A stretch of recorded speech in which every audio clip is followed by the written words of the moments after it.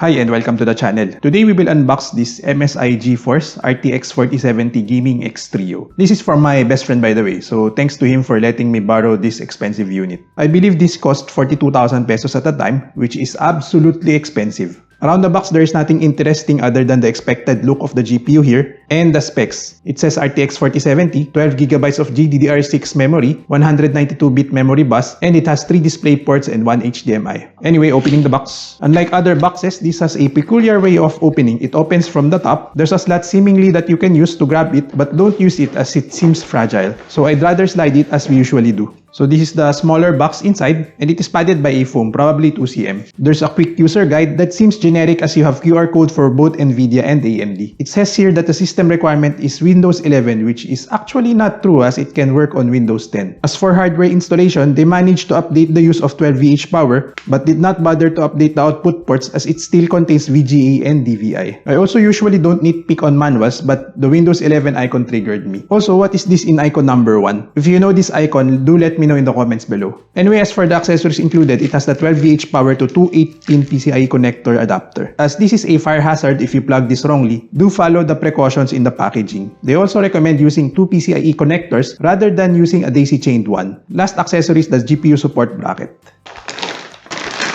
Anyway, here's the GPU. The GPU obviously has 3 fans and it has a fan stop mode, which is nice. It has covers for the PCI connector and for the output ports as well. As for the dimensions, it is 338 by 141 by 52 millimeters. So it's really long, and if you're an SFF builder, it might be difficult to find a case that can fit this. 52mm also means that it is more than 2 slots. And again, as for the output ports, it has 3 display ports and 1 HDMI. As for the power connector, it uses the 12VH power. It has a nice looking backplate, and you can also immediately see the thermal pads as they're utilizing the backplate for heat dissipation. Also notice the huge cutout at the back that covers one whole fan and around 20% of the middle fan. There's also 6 heat pipes as well, which is very nice. As for lighting, it has lighting at the MSI logo and the scratch designs here. It really looks nice overall, but one thing that I don't like is that the shroud isn't well connected to the baffle, which promotes GPU sag. At the bottom, you can see that the PCB has a support to the baffle, but I feel that the solution isn't enough. Anyway, that's my opinion. Only time can tell if this is enough or not. But yeah, sure, they provided GPU support, but that also means more slots to be taken by the GPU. Anyway, as for the temps while benchmarking FF15 for 30 minutes, the GPU temps averaged at 63.03 degrees Celsius with a max temp of 66.3 degrees Celsius. The hotspot temps averaged at 75.13 degrees Celsius with a max temp of 81.3 degrees Celsius. The memory junction temps averaged at 64.58 degrees Celsius with a max temp of 68 degrees Celsius. The GPU fan was at an average of 45.47% with a max of 49% or 1,397 RPM. Overall, the temps are really good and it has room for summer. As for the benchmarks, I've added the previous generation Radeon cards for comparison as well.